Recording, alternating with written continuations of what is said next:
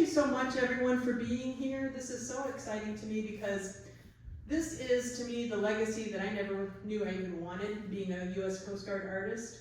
And I was invited here this week to try and bridge both the COGAP program, the U.S. Coast Guard Art Program, and also the Air Base, which I visited yesterday, and also the Seaside Art Gallery in Nags Head, North Carolina, 2716 South Virginia Dare Trail, if you've been down there, and which is only like an hour away because there's a big Coast Guard presence down there as well. And then the Arts of the Albemarle Art Center, and see if we couldn't get a collaboration going on with everybody.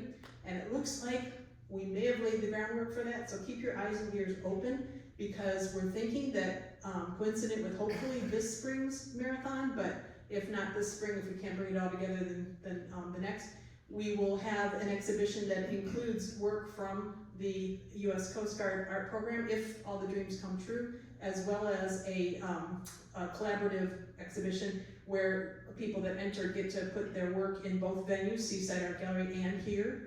And because it's with the Coast Guard Marathon, we would amp up our being a stop on that marathon route, so we can maybe make it all happen. And why do this? Well, the thing I didn't realize until I started being a Coast Guard artist is how little people actually know about the Coast Guard. And so this entire program is to raise awareness of the stories of the people, the servicemen and women in our military, and in particular in this branch. And I'm just amazed at all of the experiences it's brought my way. So I'm hoping that you guys will be entertained, but it's made me feel very special, and trust me, I'm not. I started being a full-time professional artist in 2010.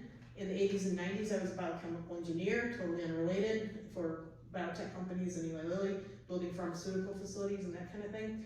So I had no military experience other than friends who I visited who are in the military, and I'm not in any way affiliated with the Coast Guard. So all that to say, if I can do this and have such a great experience, I think that every other artist can too, if you want to. Now, I'll give you, if you can Google it, U.S. Coast Guard Art Program. You can look and you can see the links for more information, but I'll show you some of these props I brought with me. When you get juried in to be a Coast Guard artist, which for me was through the Selma Gundy Club is how I heard about it, through one of their newsletters. You don't have to be a Selma Gundy Club member to be a Coast Guard artist, a COGAP artist, but I am. And that's how I heard about it. And I applied, and next thing I know, I got this patch in the mail. I'm like, woo, I have a patch. What does this entitle me to? Well, it turns out that if you're a COGAP artist, you can do things like request a tour of a base and take pictures in places that maybe even the people that work in the base can't always take pictures. And then they trust you to go and create artwork and that tells the stories and possibly be a part of the government collection. I have at this time 14 pieces in the collection, and I'll be talking about them with you today. In 2022, I'll show you the piece that won me this Best in Show award. It's called the George Gray Award. There's only one piece given each year out of the 36 or so pieces that are accepted into the annual collection. And mine took Best in Show for the George Gray Award in 2022. They even spelled my name right on this plaque, and that is a feat, yeah. Big clap, E before I, and nobody ever gets that right. So I'm pretty impressed with this, and it's a pretty substantial it's like the biggest one I have. And then the other thing I got, I didn't know anything about military coins, but at the time when I got the Best in Show, Zeta Merchant was the captain of the Staten Island Command, and she gave me her coin. And so I have with the Statue of Liberty, a coin here, and I'm like, it's never even come out of the case, because I'm like, it's too special to touch. But it's, I think, pretty cool.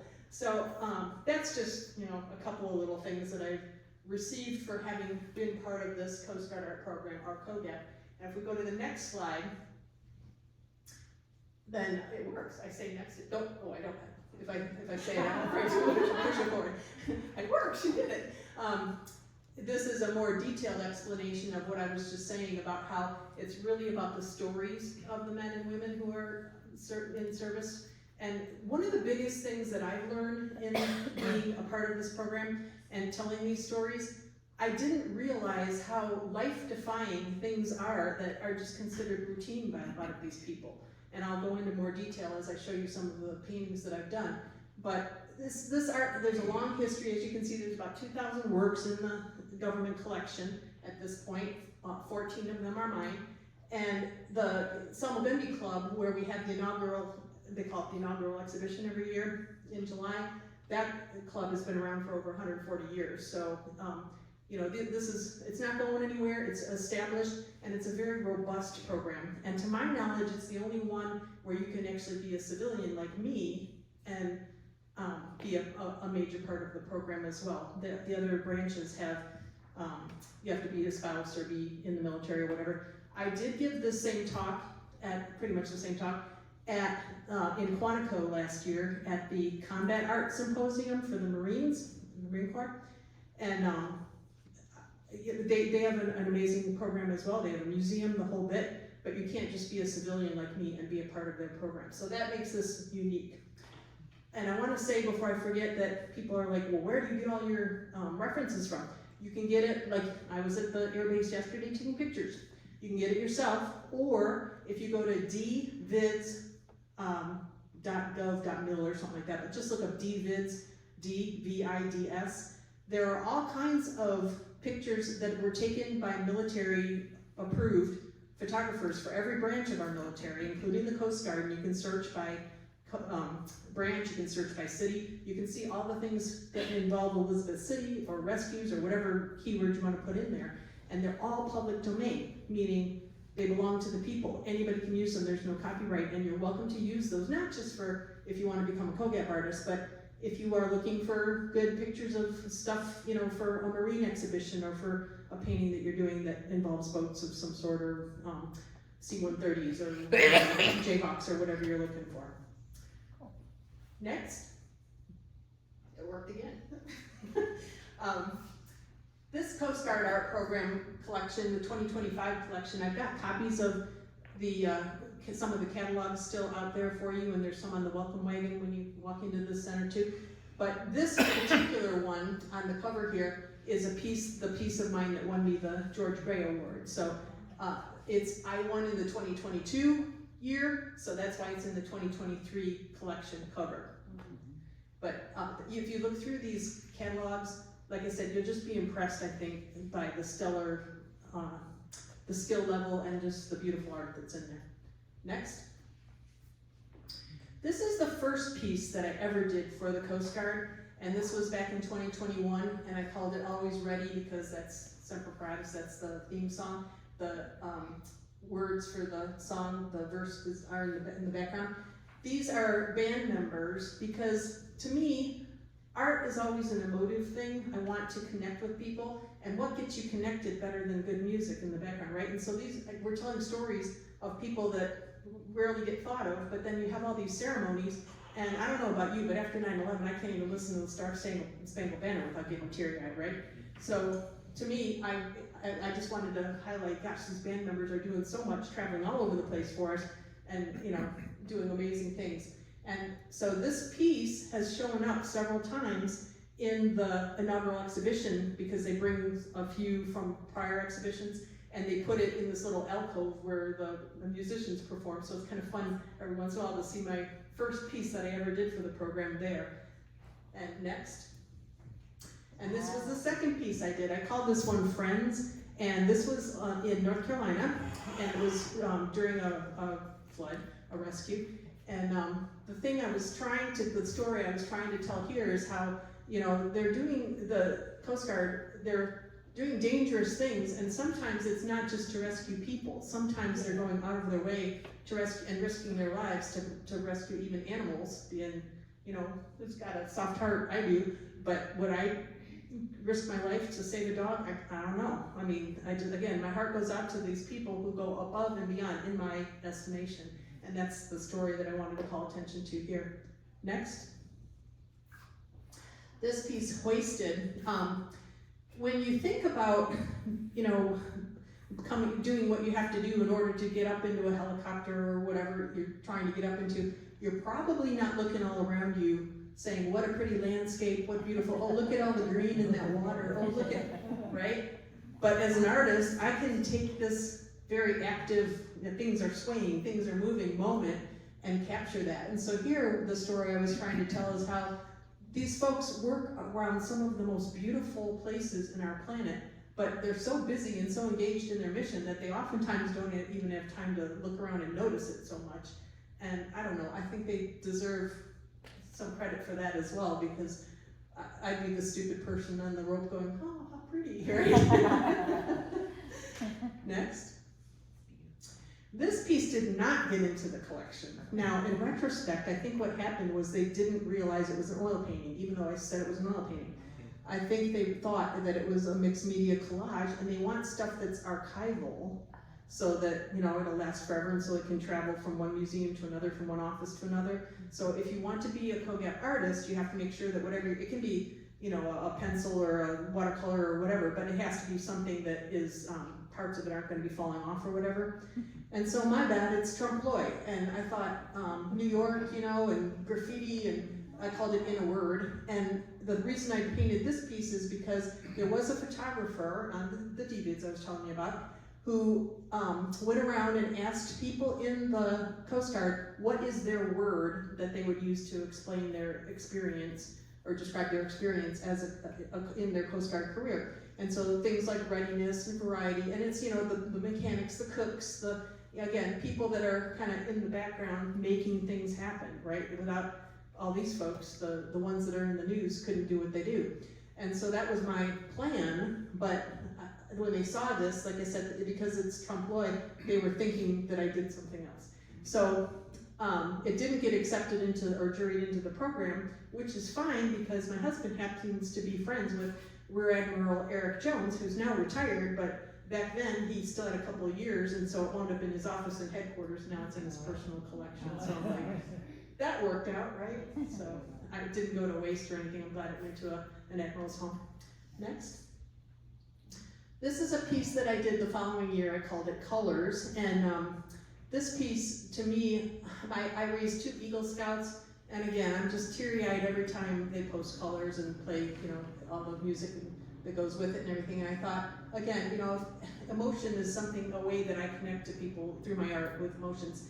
And this, to me, is, I mean, that tells a story of patriotism and just, and when they have our inaugural exhibition every year in New York, they don't just send any old person to do the colors. These are people who have, and I don't know all the right ranks and things to tell you, but I know that they've moved up the ranks, and these are people who are, like, they're really good at this. So they send people from all over the country in order to come to our ceremony to perform this part of the opening and closing. So to me, when they were coming in, they weren't in grass, they were actually coming into our gallery. It's the Skylight Gallery in the Summit Bending Club when I took their photographs. But anyway, to me, it always just warms my heart. And I think they like it because it turns out to be one of the ones that's pretty requested for the different places that people request to show exhibitions from this work from this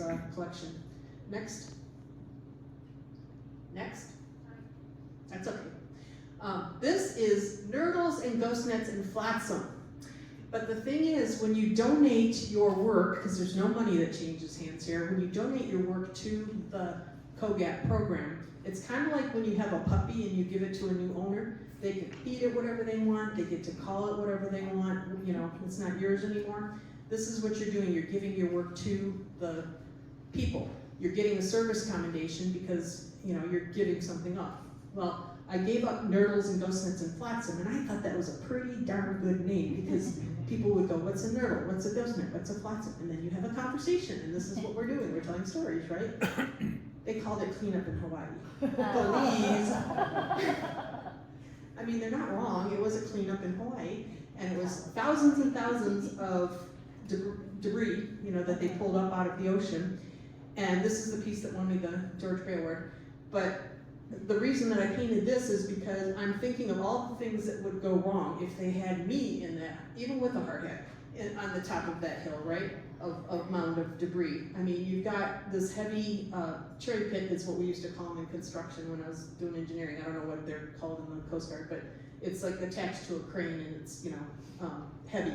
And hundreds of pounds coming at you. That alone would probably knock me off the pile. And then I get stuck in the rope, and then my feet get all tangled, and then the next thing you know, I'm like, suffocating underneath a ghost net. So to me, this beautiful, again, look at all the pretty color, right? And all the texture and everything. This beautiful space is so dangerous. And that was what I was highlighting is, even the mundane, like picking up trash, is life-defying if it were my life that were at risk here. That's how I would feel. And the woman, I don't remember her name now, I should know it.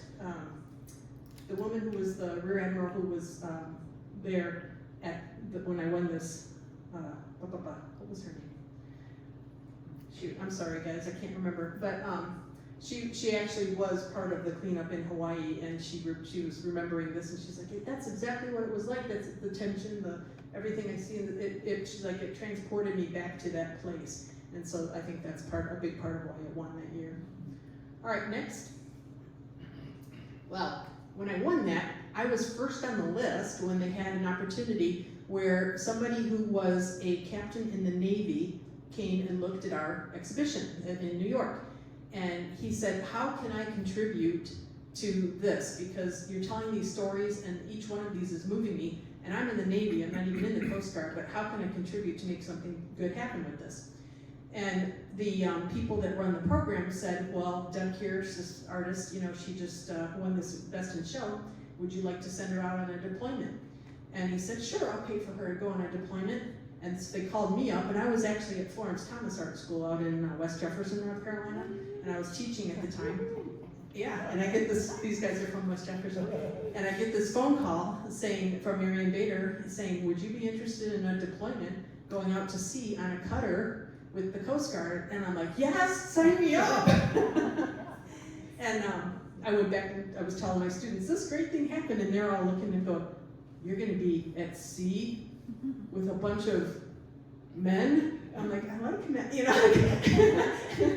well, and women too, but I mean, again, it was just one of those moments where I realized, okay, this is why I'm doing this, because these people who were my students had no idea what I had just signed up for and what the Coast Guard, I had no idea, but they definitely had no idea what it would be like to have this experience. And so it's important that we share these things, right?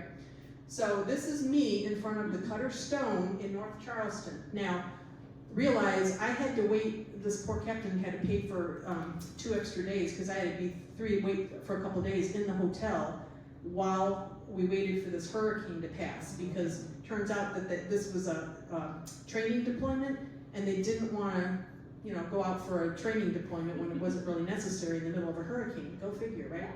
So we waited for the hurricane to pass. So I'm that person in the lobby, which maybe you've all been in a hotel, totally bored, because there's like, in Charleston, you can't go from North Charleston, you can't go into historic Charleston when there's a flooding and stuff, because they closed down all the bridges, so you're basically stuck right where you are. You can't do anything, right? No place to walk to. So I'm there in the hotel lobby, just sketching people.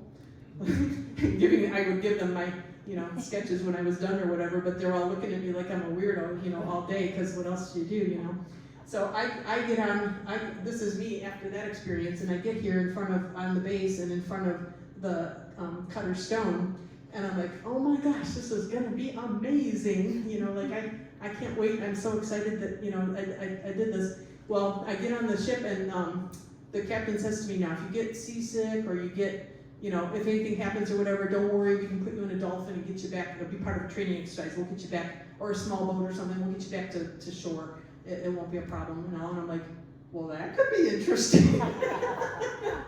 It didn't happen. I didn't have to be rescued or anything, but it got me thinking. It's like, well, okay. But next. But so this is my mindset as I'm going in there. Okay, I can be rescued. I'm with people who do the rescues, right? And I go in and I realize quickly that I'm the oldest person on the boat, because I was 61 at the time, right? And at night, they turn, I didn't know this, I don't know if you knew this, they turn out everything red on these ships, because that way your eyes, you know, pupils don't have to dilate and contract as much when you go, if you have to quickly go outside and then, you know, look at the horizon or whatever. So everything's red, and the first thing they tell me is, okay, you gotta go up and down, you know, through these holes to get from one deck to another. And the way that the boats are set up, like if you wanna go from the fantail to the front of the boat to the flight deck or whatever, wherever they're calling you to be or wherever things are going on, which is what I was doing. I was chasing, you know, the action so I could get as many photos as possible for future paintings.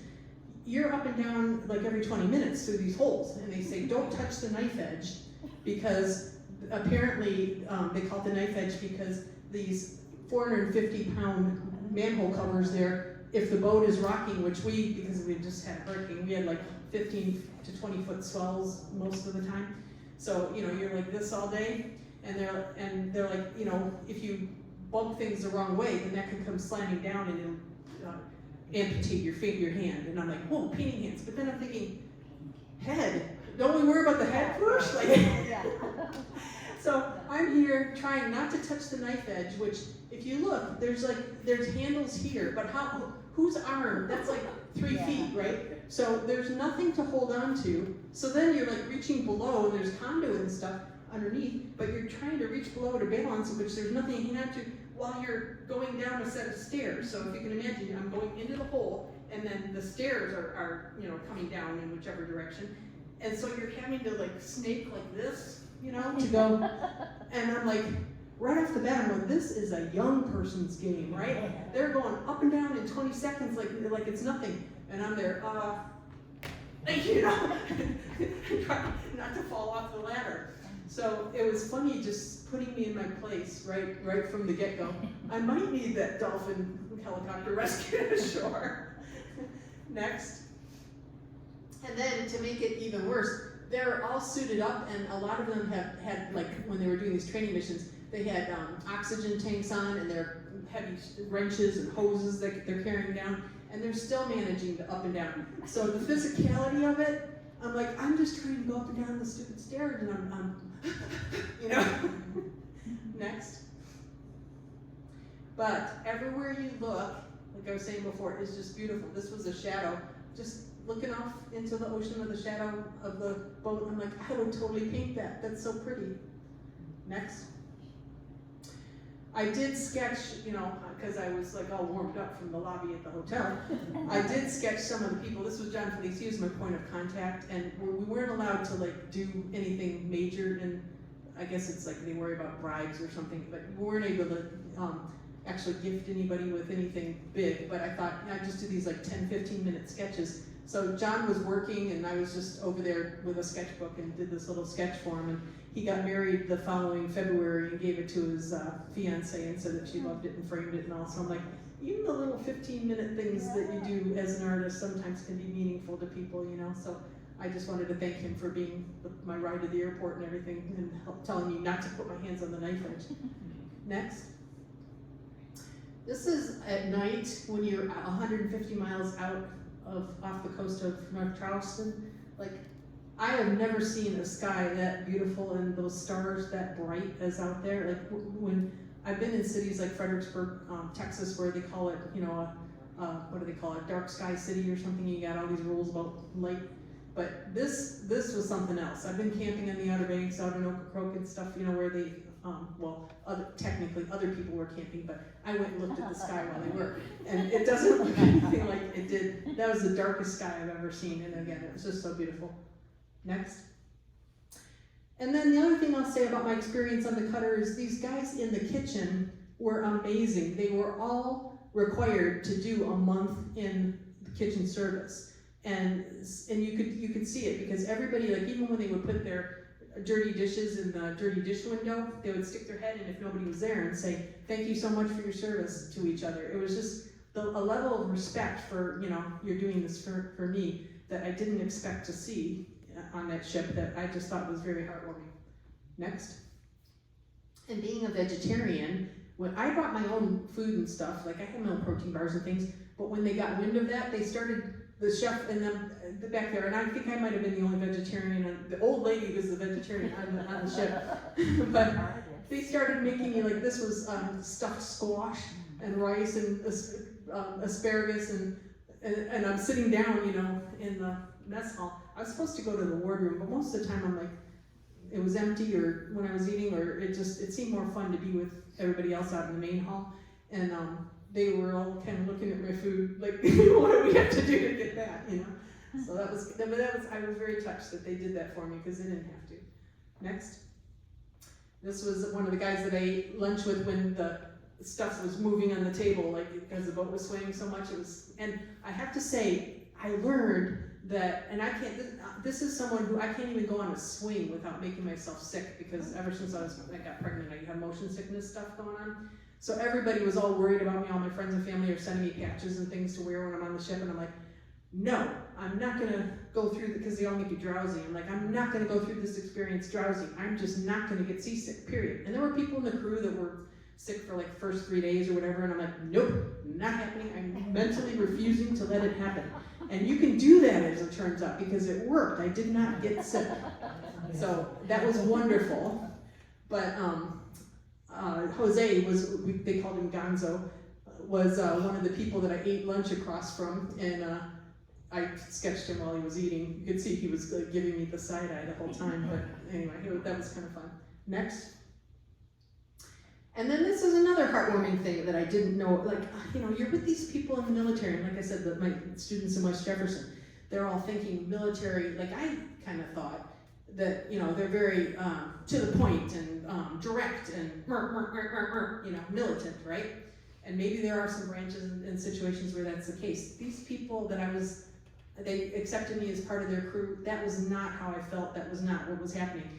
In fact, they found a shrimp in the intake water filter, and they rescued it, and they named her Tasha.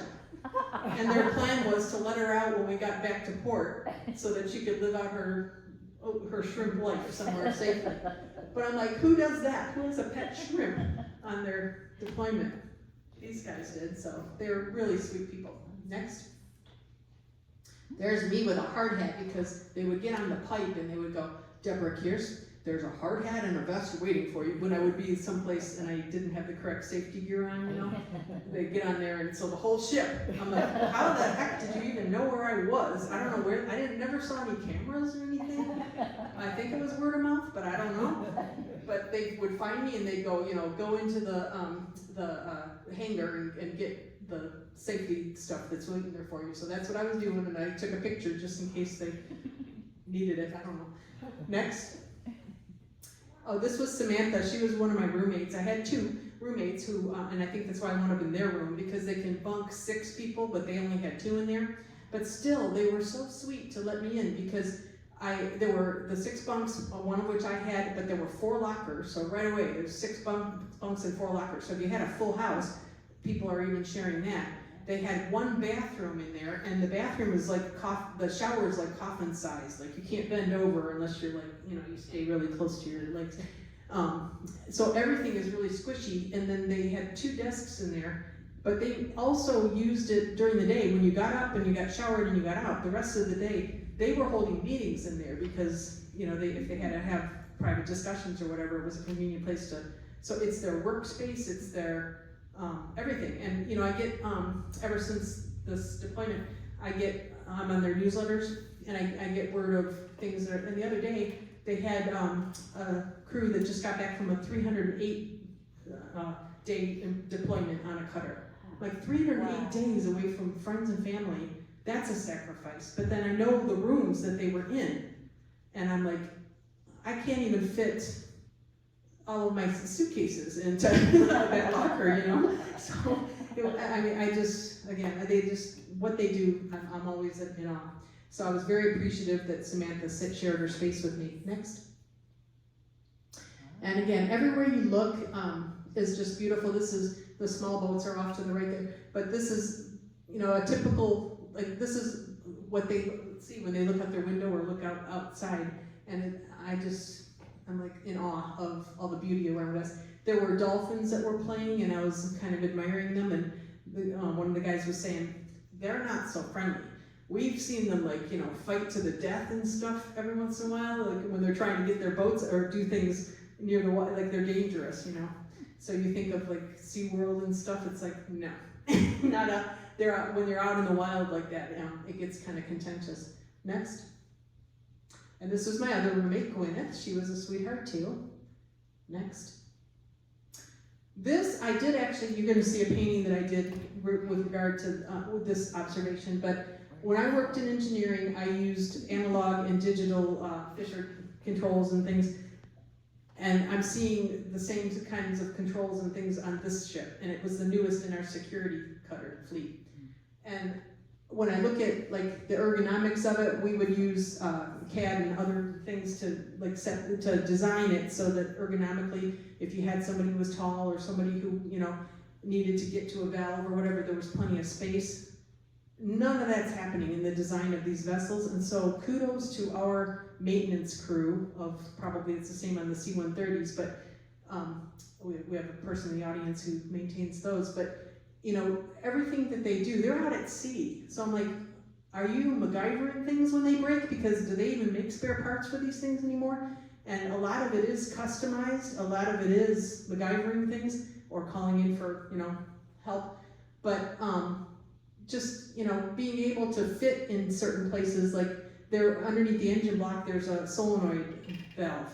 And I'm like, how do you even get down through that 10-inch hole? And they're like, well, we have to get the skinniest person and give them a flashlight and, tell them what to do. So it's, there's beyond just the normal engineering stuff, there's a lot of things that you wouldn't realize or you wouldn't think about. Now, it's not to say that they have to maintain this stuff every day, but there's a lot that's going on in that engine room that, it's kind of like when you watch Star Trek movies and Scotty pulls off these miracles, I'm like, that's kind of how I feel about these guys. Next. And everywhere you go, they have lines of some sort. If it's conduit or it's ropes or it's like hoses, you really have to be good at working with lines in the Coast Guard. I mean, they keep them from getting tangled. It doesn't sound like much, but these are heavy, heavy, heavy, and they're just everywhere. Like they're long, right, to keep a ship anchored and all. So, I mean, that in itself is just amazing how they all know what to do. It's not just about the knots, but like how to keep them all organized. Next. Now, while I was deployed with them, I'm painting things at home for the next COGAT collection, because this was in November, and the paintings are always due by January, and it takes me months to paint things, so I've already started these paintings. And I'm getting these realizations of, like, this is a really interesting experience I'm having, because it's making me appreciate the art that I'm creating at home so much more. For instance, this piece that I was working on, I called it Canine Rescue, but, I've had dogs, I can't even get them to shake my hand, right? When you're training a dog to be an integral part of a rescue team, think of all the stuff that dog's got to put up with.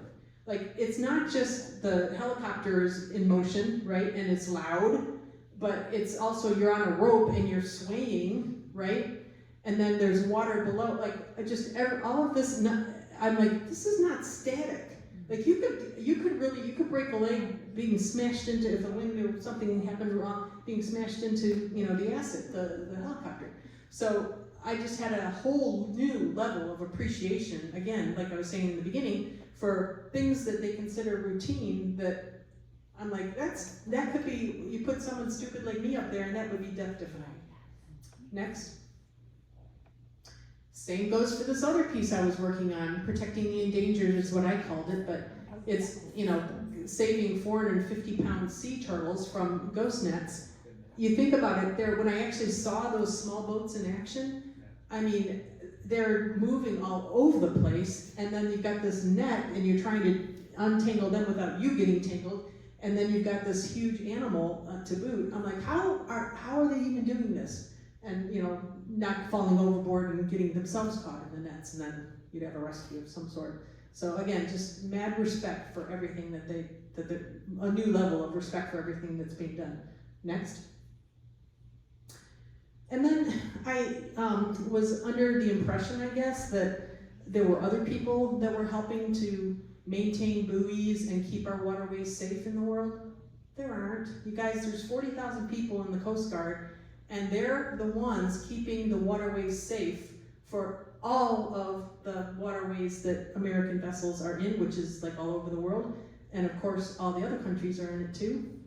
And we're the ones that are changing out these buoys in the fall and in the spring, kind of like a spring wardrobe or whatever, you know. Some of them will shift and so they have to be put back in their correct places, and then some of them do need to be changed out and all. So again, these guys are on, 2-story tall ladders, which I don't even like to get on the ones with more than 4 steps in my own house. And they're not static, they're on things that are moving, right?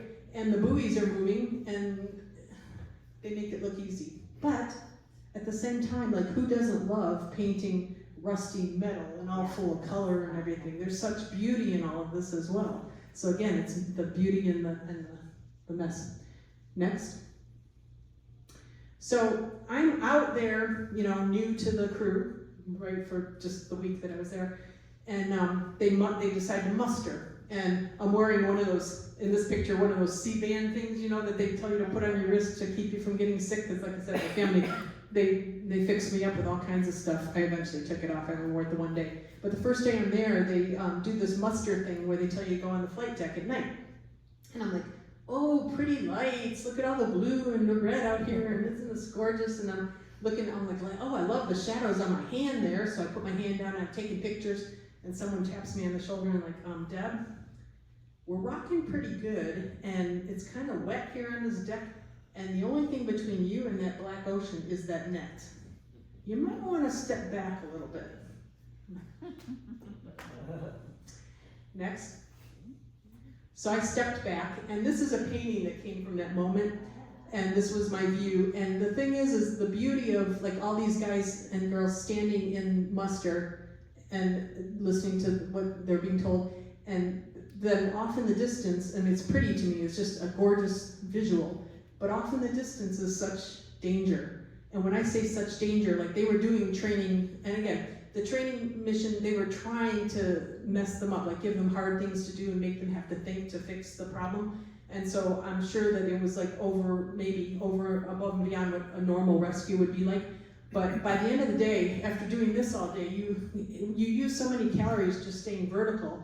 And then you get to the end of the day and you're in your bunk and it's like midnight and they're going, man overboard. And I mean, it wasn't a real man overboard, it was a mannequin overboard. But they're man overboard on the pipe, and I'm like, I'm not going out there to take pictures of the man overboard. I'm in my pajamas, like, But they're still working at night, and they go out there, and then I'm listening to man in water, 15 seconds. Then it goes on, man in water, 10 minutes. Man in water, 20 minutes. I'm like, man is dead. Leave him out. So it was, whatever they had them doing, they had them jumping through lots of hoops to, make it happen. But the point is that there's such beauty and such danger that I'm just like, as a silly civilian, taking for granted. But when you are part of this crew, you can't, because you really don't want to be falling overboard. Next. But look how beautiful it is out there at the sunrise, right? I'm like, I could paint these things all day. Next. And again, at all hours, because the military doesn't just work 9 to 5. For some reason, I was thinking, training deployment, they're going to be nice and let them eat or let them sleep. No, none of that.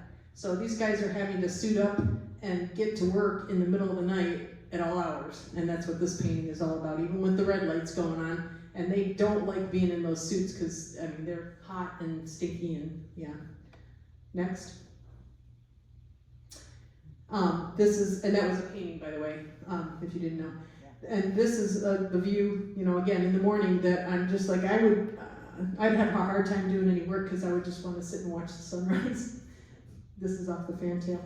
Next. This is a painting that I did, and all of these are in the collection. This is a painting that I did called Start Your Engines, and all of these paintings that I've done, they're composites of a bunch of different photo references that I've taken. So I specifically, put people in different positions than they were. They weren't all there all together or whatever. There weren't as many people out watching, but the people that were there with me, I knew because of my engineering days that as soon as they started those engines, there was going to be a plume of smoke of some sort. And then what happens is once the oil burns off, then you don't have any emissions anymore, and so you don't see it for the rest of the journey. But I wanted to paint that moment when you first start the engines and the oil burns off, because and I was right. Everybody looked up, and I was click, click, click, and I didn't have my camera on silent, so they could hear me clicking, and they're all like, "Did you get it? Did you get it? Did you get it?" Because it's kind of like the start of a race, right? It's the start of a journey. It's like, you know, the gun going off at a horse race or something. You know, like you don't know who's going to win, what it's going to be like, how this is all going to play out, and it's the same feeling I think that everybody on that ship had. It's a moment when some of these people hadn't worked together before, because this was a new ship, so it was kind of like that bring it all together moment. Next. This is a piece that is in the 2025 collection, and this goes back to, I called it tight squeeze, what I was talking to you about with the tight spaces that they have to maintain things in. And Quentin is the name of this man. He emailed me because somebody saw that I had done this painting of him, and so he emailed me and said, "I can still smell that diesel fuel." He's changing the filters, and this was, again, I had, you know, a composite, a number of photos I was working from, but this, I was physically there, and this is really, honestly, how tight it was. And you can see the dripping diesel fuel on his forearms and on his hands, and the guy, his supervisor, was up above him grabbing the spent filters and putting them up there, and he's got this absorbent cloth to collect the drips, and then this bucket. I'm like, why the heck did they not design a funnel on the end casing for you, or like, you know, some kind of something to catch the drips or whatever? And why do you have to smell it? Just, I don't know why they couldn't design them easier for these guys, but they don't, and this is the kind of thing they have to do, and they don't complain about it, and they get it done, and that's why we're proud of our military. Next. This was a fun one because when I was on the bridge, I was allowed to take pictures, and nobody else can even bring their phone up there, and I felt very privileged, and so I'm like, I've got to do a painting of something happening on the bridge. What story can I tell of what's going on the bridge? Well, when the commander and the captain left, they have seats on either side here. When they left, this man was the one in charge of a bunch of training that was going on with the small boats. And so he was using the windows in the bridge as a whiteboard. And so he was dry erasing, you know, with markers up there, telling them what they were going to do, and, you know, the formations and stuff that they were going to be having. And I just thought that was a moment. It's like, who would have thought? And when I was up in that air traffic control tower yesterday at the air base here, I'm like, do you ever use your windows as a whiteboard? They don't. They have to keep a visual at all times, but yeah, this was, I thought, you know, kind of interesting. I'm like, yeah, it makes sense, and it's a good place to meet for everybody to learn from. Next.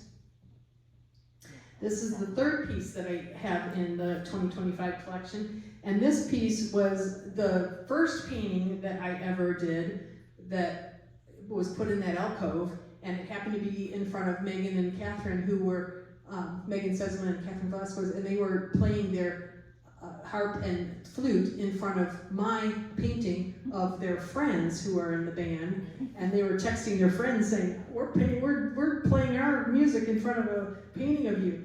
And I just thought it was the coolest thing, because they're performing their art in front of my art, and how about if I do a painting of you doing that, and I'll put on like a faux wallpaper with waves, because Coast Guard, you know. And they just got the biggest kick out of this, because it's kind of, you know, something that nobody else has done. So that was just a really fun one to do. Next. And here's me leaving the cutter stone. So you can see the smile on my face here going, okay, I survived. I didn't have to be escorted back to the shore or anything like that. And I'm like, oh my gosh, so full of all kinds of exciting ideas for future paintings. And I've still got some that I want to paint from that experience. So next. So again, I would just encourage you guys, you know, if you have any questions or anything at all, go to the website. I think right now it's static, but the information on there doesn't change much. So when the government shutdown is over, there'll be more information and people will be more responsive. But if you have any interest at all in exhibitions and where to see them, I think I'm in exhibitions going on now in like, I don't remember, Florida, Minnesota. I know there's been ones before in Wisconsin, Michigan, but always, you know, usually in headquarters. and in DC, and also in like Federal Hall in New York. So there's, if you're part of this collection, there are exhibits all over the place, and I think all of them, when you look at those catalogs, you'll agree, all of them are just amazing, full of amazing art. Next. Is that the last one? Yep, must be. All right, so with that said, anybody, that was my experience. I hope I inspired people to learn more. Anybody have any questions? Some of those are just, I mean, all of them, but there were many in the middle there that are just, they look like photos. You're wonderful. Oh, thank you. So Thank phenomenal. She was saying that they look like photos. Beautiful. They're compilations of different photos, so none of them are like a direct depiction, but to your point, when you do work for the COGAP program, and you can create, obviously you can use those DVDs and create art for, like if we have when we have an exhibition here, you can create any art you want. But the ones that are for the COGAP program, they have to be very accurate, and you have to, like, you can't put, the wrong uniform or the wrong anything on there, or they won't get accepted. And so I was very careful to make sure that all the insignia and everything was all, legit, and that people weren't doing things that they wouldn't have done otherwise. But it's hard when you're out there trying to take pictures to get everything in the scene that you want, and so they're all like combinations of photos, but it's fun putting them together and composing them like that. So thank you very much. Any questions? What size do the pieces have to be? Is there a particular size? What size do the pieces have to be? There is a maximum size. I don't recall what it is. I want to say it's something like 36 inches. It's not very big. What were yours? They were, I think the biggest one that was the one where because the heart was so big, I had to do that one large, and I think that was a 34 inch if I remember right. But the other thing is, you don't frame them. If they get accepted into the COGAP program, you send them unframed to Eli, who's their framer, and he frames them, and you don't get to choose like what frame they go. Again, it's kind of like giving someone a puppy. They put it in their own frame for you, which is nice because then it's not as expensive to ship. But some of them I'm like, man, I wouldn't have picked that frame, You don't get to, but there is a size limit. Now, small, in terms of like how small, I've never done anything under 12 inches. I don't know if they have anything in the collection that's smaller than that. Okay. Is it just oil that they accept? No, it's not just oil. They have one person in the collection from this year, the 25 collection, did something with tea bags. So you can do coffee, tea bags, you can do pencil, you can do watercolor, I've seen pastel, I've seen acrylic, I've seen just everything, except they don't want to have, again, stuff falling off. They don't want it to be like 3-dimensional, they want it to be 2-dimensional art. So you wouldn't be able to do like a collage of some sort where something could peel off, that's pasted on.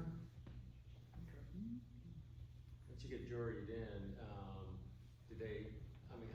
how do you go about, they just tell you they need a painting, or?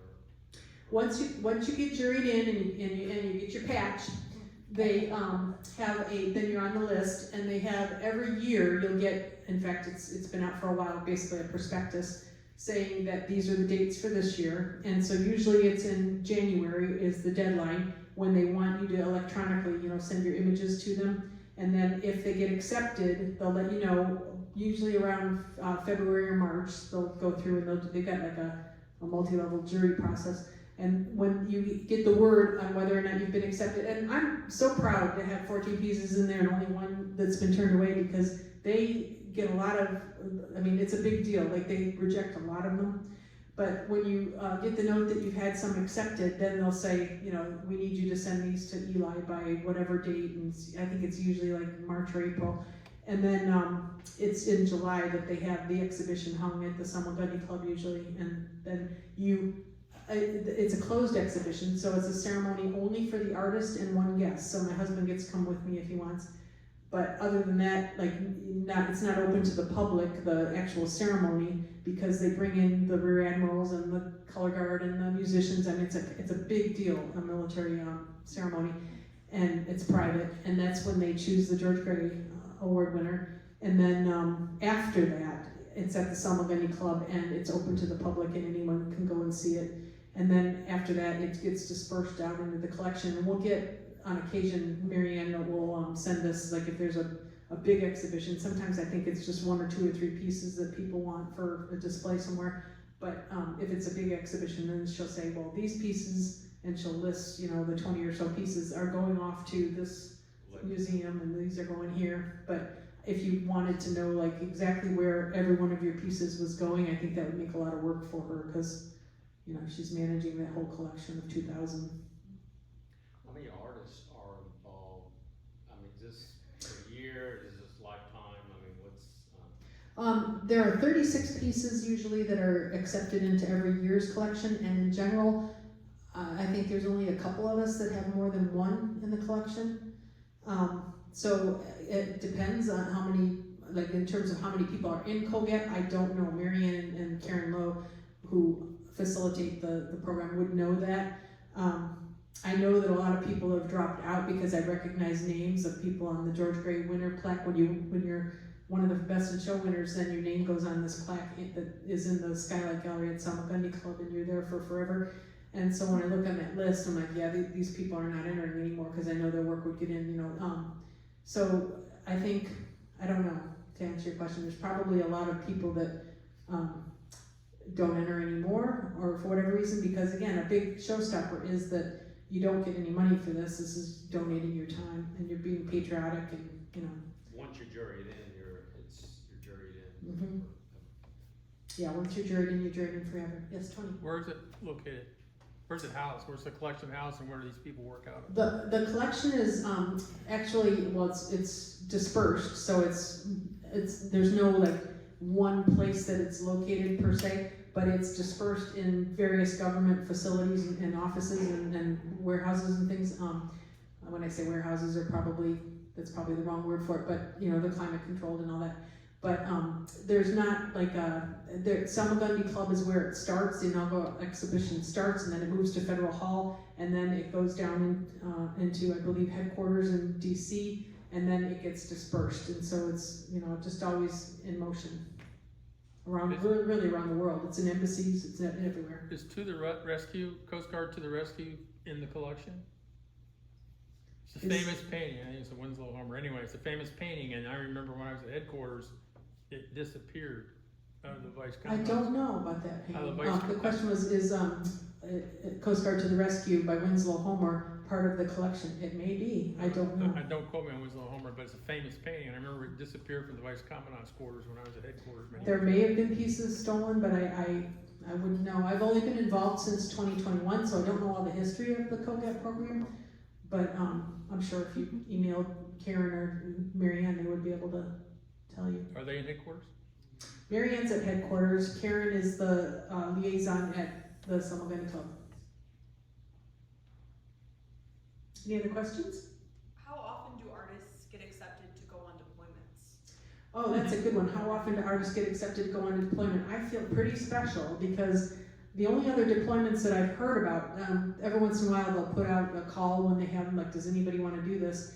I think that they first see if anybody wants to go, and then, we would hear the call or whatever. But the only ones that I know about is I know someone who went to Kodiak, which is the other air base up in Alaska. It's a big one. And then I know somebody who went to Guantanamo Bay, and that is it. I don't think I've heard of. I'm trying to think. There might have been 1 or 2 in passing that were in the past that I got wind of, but there aren't very many. Now, that's not to say you couldn't request one, though. Like, you could go to a base and you could say, hey, can I, go out here? Like, when I got this coin from Zeta Merchant, she said, hey, if you ever, want to go and do anything out on the Staten Island, and now she's moved on, so she's not even there, hit me up, and we can, and then Rear Admiral Eric Jones, he was trying to put me in touch with people out in Eagle. So there's opportunities if you want to pursue them. But yeah, I don't think they're very common, not what I did anyway. How long was your deployment? Just for a week. But it was pretty amazing. Not long enough for me to fall off the boat. Or get your fingers cut off. or get my fingers cut off, or bang my head, or like, yeah, I mean, when I look back, I'm like, gosh, that was kind of silly of me to do that. I'm not gonna admit to having done anything silly, but I did some silly things that I'm like, I mean, none of them would have put my life at risk, but I certainly could have broken a hip or something, which might have made it interesting for their training department, I don't know. So, well, thank you guys so much for coming and listening to my experiences. I'm hoping that we inspired you, and I'm so honored that you came and let me. It was a chat. great presentation. Thank you. Thank you so much. I appreciate you all, and thank you all for your service. We have some people here who are in the Coast Guard. Thank you for your service. Forever grateful.